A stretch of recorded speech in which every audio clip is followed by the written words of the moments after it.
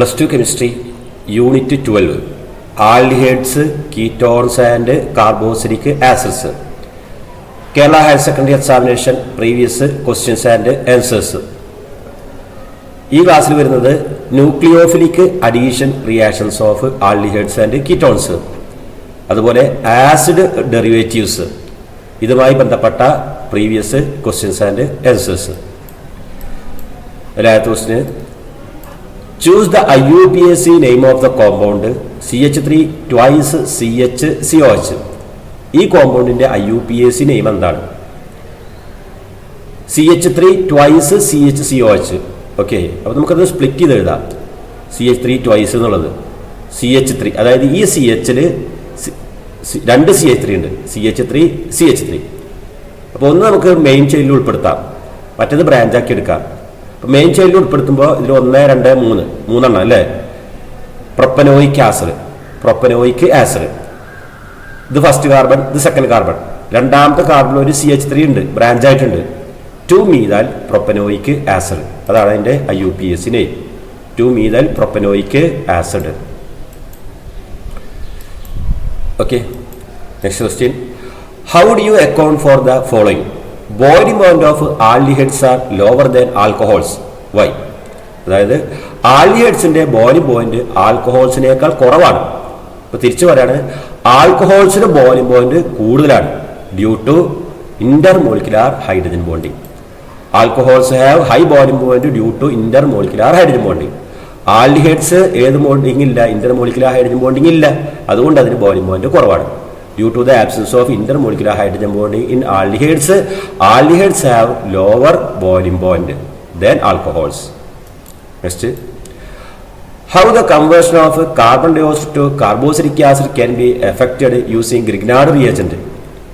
Carbon dioxide ഉപയോഗിച്ചുകൊണ്ട് എങ്ങനെ carboxylic acid ഉണ്ടാക്കാം? അതായത് യൂസിങ് ഗ്രിഗ്നാർഡ് റിയേജന്റ്. കാർബൺ ഡയോക്സൈഡും ഗ്രിഗ്നാർഡ് റിയേജന്റുമായിട്ട് റിയാക്ട് ചെയ്യുമ്പോൾ കാർബോക്സിലിക് ആസിഡ് ഉണ്ടാവും. അതെങ്ങനെയാണ്?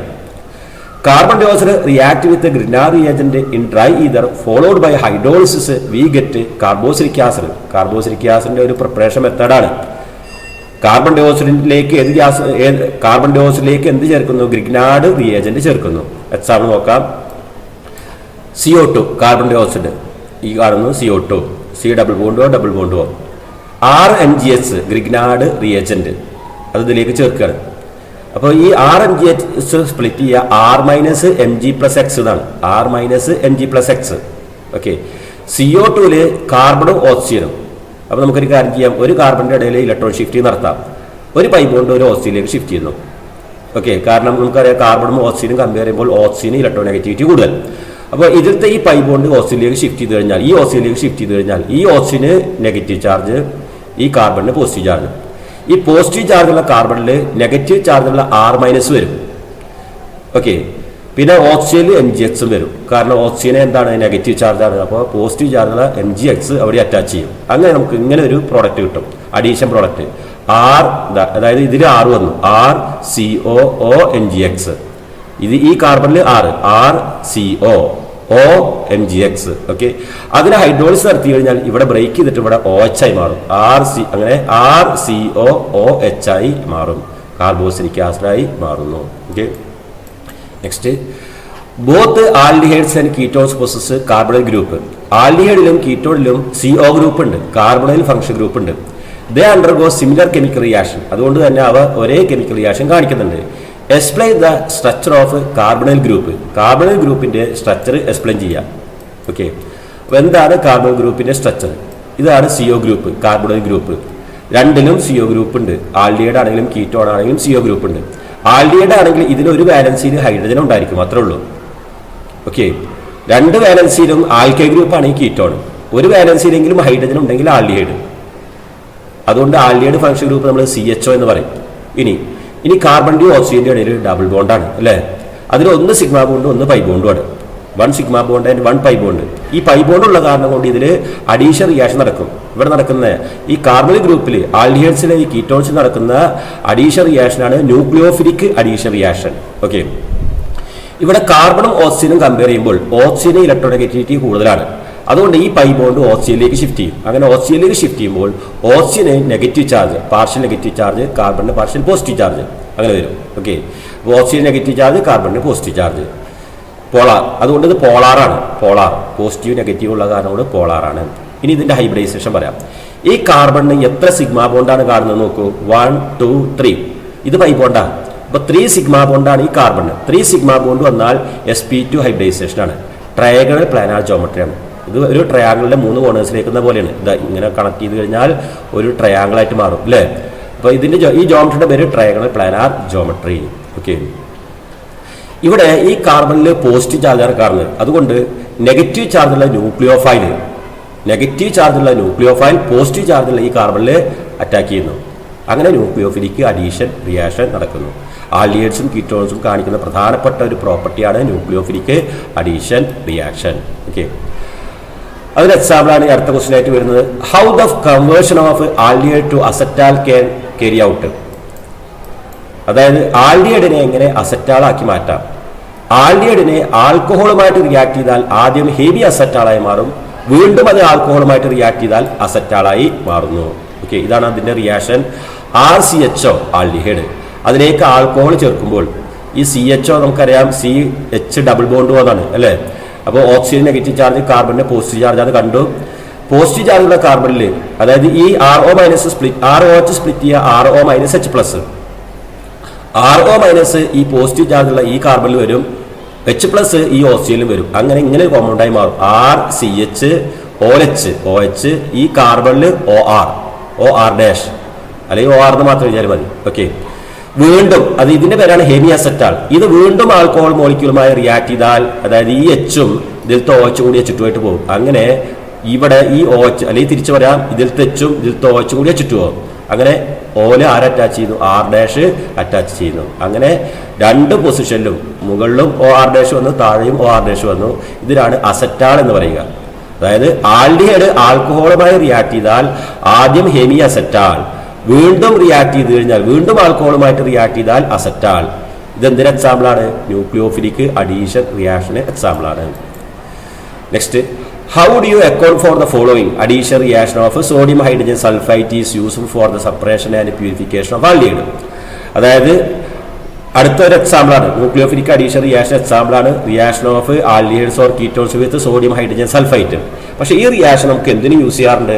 Four the separation and purification of aldehydes. ആൽഡിഹൈഡ്സിന്റെ സെപ്പറേഷനും അതുപോലെ പ്യൂരിഫിക്കേഷനും വേണ്ടി ഈ റിയാക്ഷൻ ഉപയോഗിക്കാറുണ്ട്. അത് എക്സ്പ്ലെയിൻ ചെയ്യാനാണ്. കാരണം here the product obtained is water soluble and can be converted back to the original aldehyde by treated with dilute acid or alkali. അതായത് ഈ ആൽഡിഹൈഡ് അല്ലെങ്കിൽ കീറ്റോണിലേക്ക് സോഡിയം ഹൈഡ്രജൻ സൾഫേറ്റ് ആഡ് ചെയ്താൽ കിട്ടുന്ന compound water soluble crystalline substance ആണ്. അങ്ങനെ water soluble ആയതുകൊണ്ട് അത് വാട്ടറിൽ സോലുബിൾ ആക്കി മാറ്റുന്നു, അങ്ങനെ ഇമ്പ്യൂരിറ്റീസിനെ റിമൂവ് ചെയ്യുന്നു. അങ്ങനെ ഒറിജിനൽ ആൽഡിഹൈഡിലേക്ക് നമുക്ക് മാറ്റാൻ സാധിക്കും by treating with dilute acid or alkali. Okay, next, how do you account for the following? Aldehydes are more reactive than ketones towards nucleophilic substitution reaction. നമുക്കറിയാം ആൽഡിഹൈഡും കീറ്റോണും ന്യൂക്ലിയോഫിലിക് സബ്സ്റ്റിറ്റ്യൂഷൻ റിയാക്ഷൻ തരും. എന്നാൽ aldehydes are more reactive than ketones. Why? അതിന്റെ reason നമുക്ക് നോക്കാം. ഈ കാണുന്നത് ആൽഡിഹൈഡ്, ഇത് കീറ്റോൺ. ആൽഡിഹൈഡ് ആകുമ്പോൾ ഒരു CO, ആൽഡിഹൈഡ് ആണെങ്കിലും കീറ്റോൺ ആണെങ്കിലും CO ഗ്രൂപ്പ് ഉണ്ടായിരിക്കും. ആൽഡിഹൈഡ് ആണെങ്കിൽ ഒരു വാലൻസിയിൽ ഹൈഡ്രജൻ ആയിരിക്കും, കീറ്റോൺ ആണ് രണ്ടിലും ആൽക്കി ഗ്രൂപ്പ് ആയിരിക്കും. ഓക്കെ, അപ്പൊ ഇതില് ഒരു ആൽക്കി ഗ്രൂപ്പ് ഉള്ളൂ, ഇതിലാണെങ്കിൽ 2 ആൽക്കി ഗ്രൂപ്പ് ഉണ്ട്. കീറ്റോണിൽ 2 ആൽക്കി ഗ്രൂപ്പ് ഉള്ള കാരണം കൊണ്ട് രണ്ടാളും ഇലക്ട്രോൺ റിലീസിംഗ് ഗ്രൂപ്പാണ്. ഇലക്ട്രോൺ റിലീസിംഗ് ഗ്രൂപ്പ് ഇലക്ട്രോൺസിനെ കൊടുക്കും. അങ്ങനെ ഈ കാർബണിലെ പോസിറ്റീവ് ചാർജ് കുറയും. അങ്ങനെ പോസിറ്റീവ് ചാർജ് കുറയുന്ന കാരണം കൊണ്ട് ന്യൂക്ലിയോഫിലിക് അഡീഷൻ റിയാക്ഷൻ കുറയും. ഓക്കെ, അതായത് അതിനാണ് ഇൻഡക്റ്റീവ് എഫക്റ്റ് എന്ന് പറയാം. The presence of 2 alkyl groups decrease the positive charge on carbon and carbon and so ketones are less reactive. കീറ്റോൺസിൽ 2 ആൽക്കൈൽ ഗ്രൂപ്പ് ഉള്ള കാരണം കൊണ്ട് രണ്ടാളും ഇലക്ട്രോണിനെ ഡൊണേറ്റ് ചെയ്യുന്നു. അതാണ് +I effect, plus inductive effect, electron releasing effect. അങ്ങനെ ഇലക്ട്രോൺ റിലീസിംഗ് എഫക്റ്റ് ഉള്ള കാരണം കൊണ്ട് കാർബണിന്റെ പോസിറ്റീവ് ചാർജ് കുറയുന്നു. Positive charge on carbon decreases and so ketones are less reactive. എന്നാൽ ആൽഡിഹൈഡിൽ ഒരെണ്ണേ ഉള്ളൂ. അപ്പോൾ കുറച്ചുകൂടി പോസിറ്റീവ് ചാർജ് ഏതിലുണ്ടായിരിക്കും? ഈ കാർബണിൽ ഉണ്ടായിരിക്കും. ഓക്കെ, പിന്നെ നമുക്ക് സ്റ്റെറിക് എഫക്റ്റ് വഴി എക്സ്പ്ലെയിൻ ചെയ്യാം. ഓക്കെ, ന്യൂക്ലിയോഫൈലിന്റെ ചാർജ് നമുക്കറിയാം നെഗറ്റീവ് ചാർജാണ് അല്ലേ. ഇവിടെ നോക്കൂ, 2 ആൽക്കി ഗ്രൂപ്പ് ഉണ്ട്. ഈ രണ്ട് ആൽക്കി ഗ്രൂപ്പ് ന്യൂക്ലിയോഫൈൽ വരുന്നതിന് തടയും. അതാണ് സ്റ്റെറിക് എഫക്റ്റ്.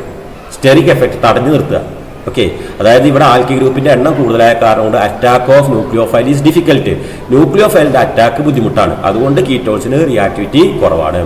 ഈ സെന്റൻസ് പഠിക്കാൻ പറ്റാത്തവർ ഈ രണ്ട് വാക്കുകളും പഠിക്കുക. Inductive effect and steric effect. Okay, next, which is more reactive towards nucleophilic addition reaction? CH3CHO aliphatic aldehyde, CH5CHO aromatic aldehyde. ഇതിൽ ഏതാണ് റിയാക്ടിവിറ്റി കൂടുതൽ? Aliphatic aldehyde is more reactive. Okay, ഇതിന് റിയാക്ടിവിറ്റി ന്യൂക്ലിയോഫിലിക് അഡീഷൻ റിയാക്ഷൻ കുറവാണ് ആർക്ക്? CH5CHO. കാരണം due to resonance effect. അത്രയെങ്കിലും മനസ്സിലാക്കുക. Due to resonance effect the positive charge on carbon decreases. Resonance effect കാരണം കൊണ്ട് ഈ CHO ഗ്രൂപ്പിലെ പോസിറ്റീവ് ചാർജ് കുറയുന്നു. അത് കാരണം കൊണ്ട് ബെൻസാൽഡിഹൈഡിന് റിയാക്ടിവിറ്റി കുറവാണ്. ന്യൂക്ലിയോഫിലിക് അഡീഷൻ റിയാക്ഷൻ കുറവാണ്. Next, explain haloform reaction. Haloform reaction explain ചെയ്യാം. അപ്പൊ എന്താണ് ഹാലോഫോം റിയാക്ഷൻ? ഹാലോഫോം റിയാക്ഷൻ തരിക CH3CO ഗ്രൂപ്പ് ഉള്ള മോളിക്യൂൾസ് ആണ്. ആൽഡിഹൈഡ്സ് അല്ലെങ്കിൽ കീറ്റോൺസ് CH3CO ഗ്രൂപ്പ് ഉണ്ടായിരിക്കണം. എന്നാൽ മാത്രമേ ഏത് റിയാക്ഷൻ തരുള്ളൂ? ഹാലോഫോം റിയാക്ഷൻ തരുള്ളൂ. ഇതിലേക്ക് സോഡിയം ഹൈപ്പോ ഹാലൈറ്റ് ആഡ് ചെയ്യണം. NaOH, sodium hypohalite. അതിന് എക്സാമ്പിളാണ് സോഡിയം ഹൈപ്പോ അയഡൈറ്റ്. അത് ചേർത്ത് കഴിഞ്ഞാൽ ഈ ഭാഗം അതിന്റെ സോൾട്ടായി മാറും. RCOONA. ഇവിടെ 2 കാർബൺ ഉണ്ട്. അപ്പൊ 2 കാർബണുള്ള സോൾട്ടായി മാറി RCOONA. ഈ ഭാഗം ഹാലോഫോമായി മാറും. CH3 എന്നുള്ളത് എന്തായി മാറും? CHX3 haloform. അതിൽ എക്സാമ്പിളാണ് അയഡോഫോം. അതായത് RCOCH3യിലേക്ക് NaOI ചേർത്താൽ NaOI സോഡിയം ഹൈപ്പോ അയഡേറ്റ് ചേർത്ത് കഴിഞ്ഞാൽ CHI3 ആയി മാറും അയഡോഫോം. അതിനൊരു യെല്ലോ കളറാണ്. അങ്ങനെ ഈ യെല്ലോ കളറിലെ കോമ്പൗണ്ട് ഉണ്ടാകുന്ന കാരണം കൊണ്ട് അയഡോഫോം റിയാക്ഷൻ നമുക്ക് മീഥൈൽ കീറ്റോൺ ആണോ എന്ന് തിരിച്ചറിയാൻ വേണ്ടിയിട്ട് ഉപയോഗിക്കാം. മീഥൈൽ കീറ്റോൺ ആണോ എന്ന് ഐഡന്റിഫൈ ചെയ്യാൻ നമുക്ക് എന്ത് യൂസ് ചെയ്യാം? അയഡോഫോം റിയാക്ഷൻ യൂസ് ചെയ്യാം. ഓക്കെ, അതായത് aldehydes and ketones containing CH3CO group when treated with iodine and alkali അല്ലെങ്കിൽ സോഡിയം ഹൈപ്പോ അയഡൈറ്റ്. അതായത് അയഡിനും ആൽക്കലിയും ചേർത്താൽ മതി, അല്ലെങ്കിൽ സോഡിയം ഹൈപ്പോ അയഡൈറ്റ് ചേർക്കുക. അപ്പോൾ നമുക്ക് എന്ത് കിട്ടുന്നു? കറസ്പോണ്ടിങ് അയഡോഫോം കിട്ടുന്നു. അതിന്റെ കളർ എന്താ? Yellow precipitate. This reaction is called iodoform reaction. അതായത് ഹാലോഫോം റിയാക്ഷൻ എക്സാമ്പിൾ ആണ് അയഡോഫോം റിയാക്ഷൻ.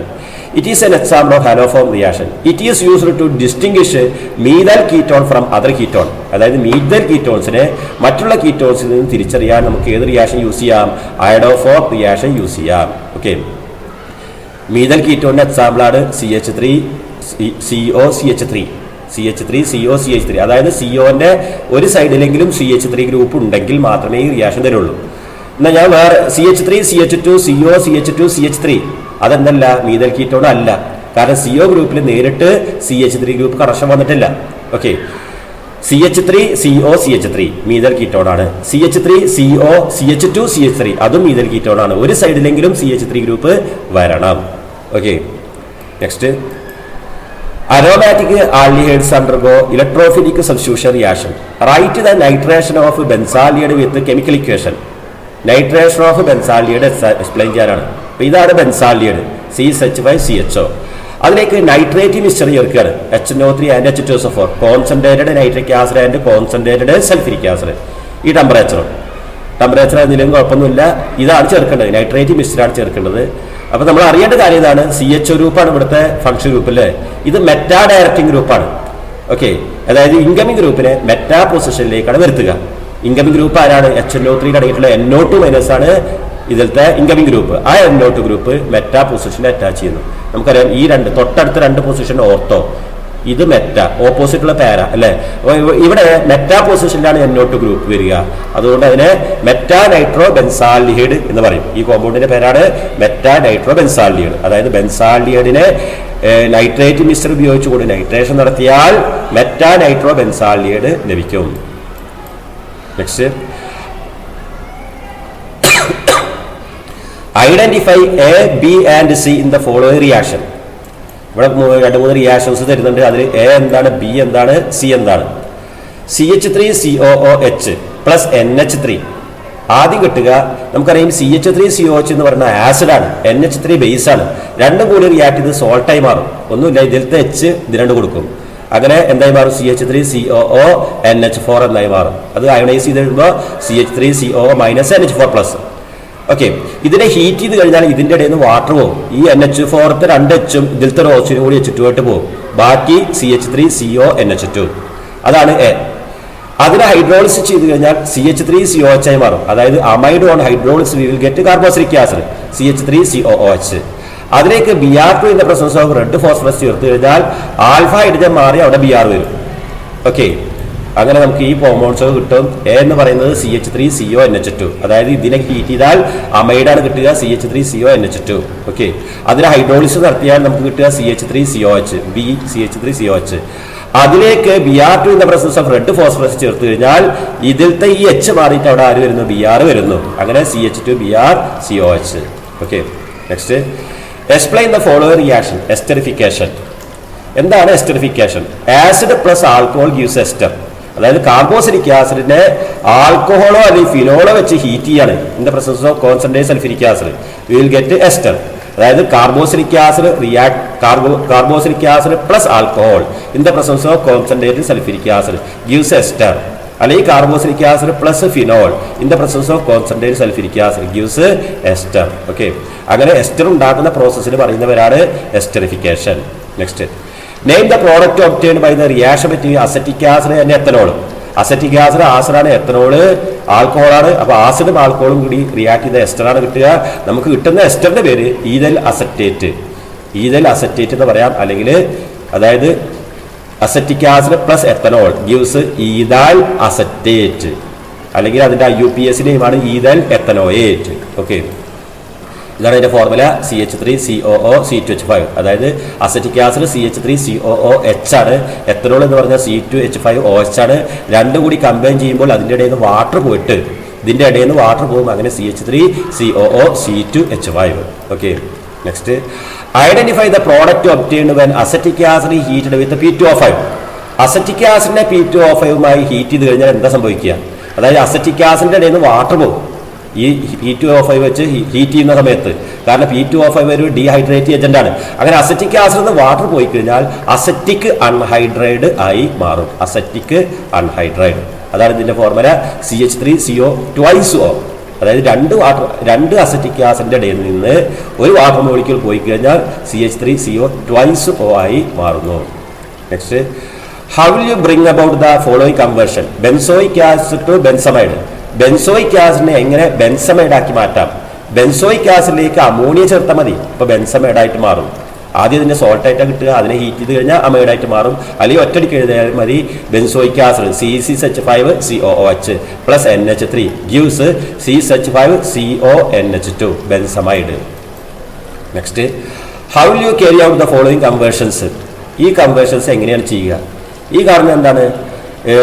ടൊലുവീൻ എന്തായി മാറിയിരിക്കുന്നു? ബെൻസോയിക് ആസിഡായി മാറിയിരിക്കുന്നു അല്ലേ? Toluene is converted to benzoic acid. അതിന് ആൽക്കലൈൻ KMnO4 ചേർത്താൽ മതി. ആൽക്കലൈൻ KMnO4, ആസിഡ് KMnO4 അല്ല, alkaline KMnO4. Alkaline potassium permanganate എന്ന് ഈ ഏരോന്റെ മുകളിൽ എഴുതുക. ഓക്കെ, നെക്സ്റ്റ് കാരണം എന്താ? ബെൻസോയിക് ആസിഡിനെ ബെൻസമൈഡ് ഇപ്പൊ പറഞ്ഞു കഴിഞ്ഞതാണ്. ബെൻസോയിക് ആസിഡിലേക്ക് അമോണിയ ചേർത്ത് കഴിഞ്ഞാൽ അമോണിയയിൽ ഒരു എച്ചും ഈ OH കൂടി H2 ആയിട്ട് പോകും. അങ്ങനെ അമോണിയയിൽ ഒരു എച്ചും പോയി കഴിഞ്ഞാൽ ബാക്കി NH2 ആണുള്ളത്, അത് ഇവിടെ അറ്റാച്ച് ചെയ്യും. അങ്ങനെ CONH2 ആയി മാറും. ഓക്കെ, നെക്സ്റ്റ് CH3CH2COH എന്തായി മാറിയിരിക്കുന്നു? CH3CH2CH2OH ആയി മാറിയിരിക്കുന്നു. അതായത് ഇവിടുത്തെ CO എന്തായി മാറിയിരിക്കുന്നു? CH2. അതിന് ലിഥിയം അലൂമിനിയം ഹൈഡ്രൈഡ് എന്ന റെഡ്യൂസ് ഏജന്റ് ചേർത്താൽ മതി. ലിഥിയം അലൂമിനിയം ഹൈഡ്രൈഡ് ചേർക്കുന്ന സമയത്ത് CO ഗ്രൂപ്പ് COHന്റെ CO ഗ്രൂപ്പ് എന്തായി മാറും? CH2 ഗ്രൂപ്പായി മാറും. നെക്സ്റ്റ് CH3COOH അതെന്തായി മാറിയിരിക്കുന്നു? CH3COOCH3. അതായത് ഇതിന്റെ അൺഹൈഡ്രേഡ് ആയിട്ട് മാറിയിരിക്കുന്നു, അസറ്റിക് അൺഹൈഡ്രേഡ്. എങ്ങനെയാവുക? ഈ അസറ്റിക് ആസിഡിലേക്ക് കോൺസെൻട്രേറ്റഡ് സൾഫ്യൂരിക് ആസിഡ് ആഡ് ചെയ്ത് ഹീറ്റ് ചെയ്താൽ മതി. അല്ലെങ്കിൽ P2O5 ആഡ് ചെയ്ത് ഹീറ്റ് ചെയ്താൽ മതി. അപ്പോൾ ഇതിന്റെ ഇടയിൽ നിന്ന് രണ്ട് മോളിക്യൂളിന്റെ ഇടയിൽ നിന്ന് വാട്ടർ പോയി കഴിഞ്ഞാൽ CH3COOCH3 എന്നായി മാറും. അസറ്റിക് ആസിഡിലേക്ക് കോൺസെൻട്രേറ്റഡ് സൾഫ്യൂരിക് ആസിഡ് അല്ലെങ്കിൽ P2O5 ചേർത്താൽ അസറ്റിക് അൺഹൈഡ്രൈഡ് ആയി മാറുന്നു. ഈ പറഞ്ഞ റിയാക്ഷൻസ് ഒക്കെയാണ് ഇത് കാണുന്നത്. Next, complete the following reaction. CH3CH2COH അതിലേക്ക് ലിഥിയം അലൂമിനിയം ഹൈഡ്രൈഡ് ചേർത്താൽ ഇപ്പോൾ പറഞ്ഞു CO എന്തായി മാറും? CH2. അപ്പോൾ CH3CH2CH2OH അടുത്തത് CH3CH2COHലേക്ക് SOCl2 ചേർത്താൽ തയോണൈൽ ക്ലോറൈഡ് ചേർത്താൽ OH മാറി അവിടെ Cl വരും. അല്ലെങ്കിൽ PCl5 അല്ലെങ്കിൽ PCl3 ചേർത്താൽ OH മാറി അവിടെ ആര് വരുന്നു? Cl വരുന്നു. എന്നാൽ Br2 in the presence of red phosphorus ആണെങ്കിൽ ആൽഫ ഹൈഡ്രജൻ മാറി അവിടെ Br വരും. അപ്പോൾ നമുക്ക് കിട്ടുന്ന പ്രോഡക്റ്റ് CH3CHBr എന്നായിരിക്കും. Cl2 ബാർ റെഡ് ഫോസ്ഫറസ് ആണെങ്കിൽ ഈ ആൽഫ ഹൈഡ്രജൻ മാറി അവിടെ Cl വരും. Okay, thanks for watching.